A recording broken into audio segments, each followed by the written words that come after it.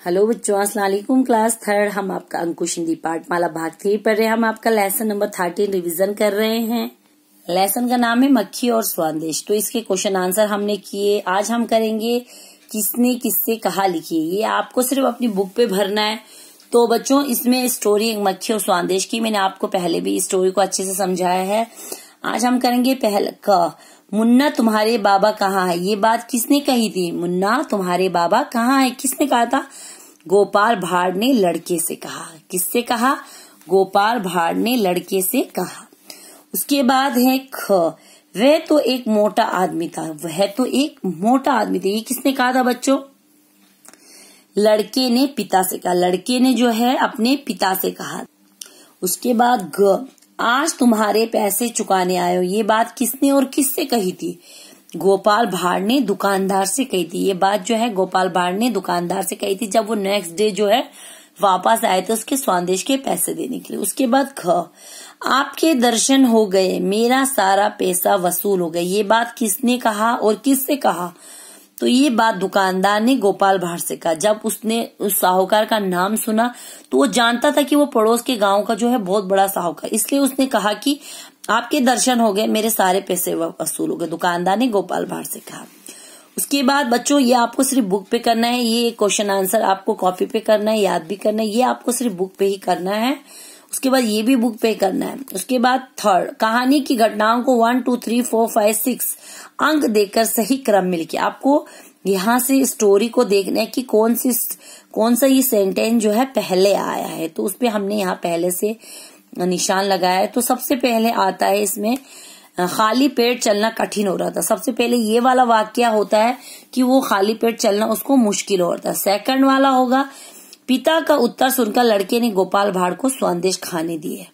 उसके बाद थर्ड, खाली थाल देखकर दुकानदार ने अपना सर पीटा। उसके बाद दूसरे दिन गोपाल भाड़ उसी रास्ते से लौटे। उसके बाद गोपाल भाड़ का नाम सुनते ही दुकानदार सहम गया। उसके बाद आएगा उन्होंने पैसे उसके गुल्लक पर रख दिए। तो यहाँ पे 4, ये 4 है, ये 1 5 6 2 एंड 3। तो ये जो है इसको हमें लाइन में लिखना है। पहला ये वाला लिखना है, फिर ये वाला, फिर ये वाला, ये वाला। तो आप इसको यहाँ पे फिलअप किए, लाइनें जो है इसको अच्छे से कर लेना। अब आपको हम आगे टिक क्रॉस कराएंगे जो आपको अच्छे से अपनी कॉपी पे करना है।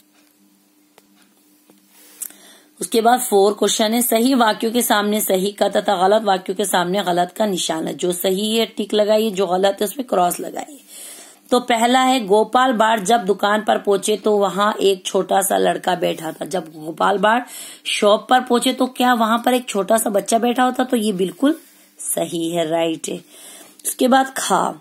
गोपाल भाड़ रोज उस दुकान से स्वादेश खाकर जाता। आप देखो, गोपाल भाड़ जो रोज आते थे उस दुकान से मिठाई खाने के लिए, तो ये बिल्कुल गलत है क्योंकि वो रोज नहीं आते थे। उस दिन वो अचानक कहीं जा रहे थे तो उस रास्ते से गुजर रहे थे, उनको भूख लग रही थी तो इसलिए वो वहां पे उन्होंने स्वादेश खा लिया। उसके बाद तीसरा ग।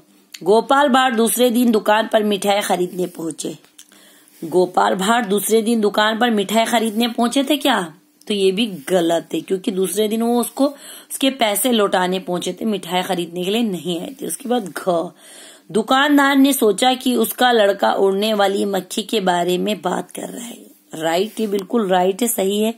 दुकानदार को जब उसकी बच्ची ने आवाज लगा कि कहा कि पापा मक्खी स्वादेश खा रही, तो उसने क्या सोचा कि उड़ने वाली मक्खी है, इसलिए जो है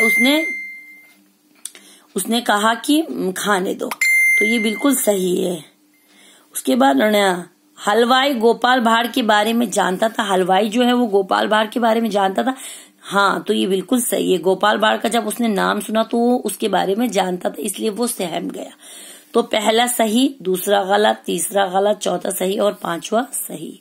तो इसको आप अच्छे से अपनी कॉपी पे कर लेना। बाकी ये सब करने की कोई जरूरत नहीं, फिर भी मैं आपको समझा देती हूँ इसको।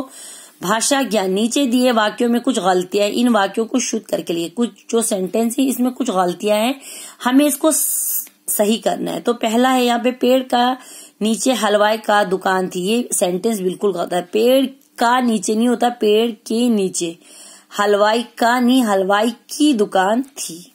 पेड़ के नीचे हलवाई की दुकान थी। इसी तरह यहाँ पे मंजिल अभी काफी दूर था लिखा है, तो हमें लिखना है मंजिल अभी काफी दूर थी। यहाँ पे ई की मात्रा लगानी थी। उसके बाद थर्ड, गोपाल भाड़ का नाम सुनते ही दुकानदार सहम गया।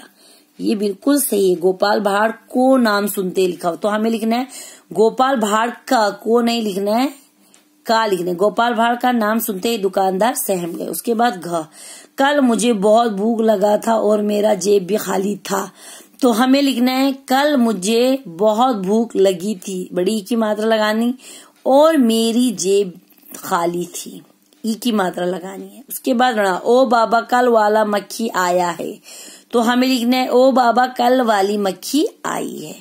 तो यहीं तक ही हम रखेंगे, इंशाल्लाह आगे हम फिर करेंगे। अल्लाह हाफिज, थैंक यू।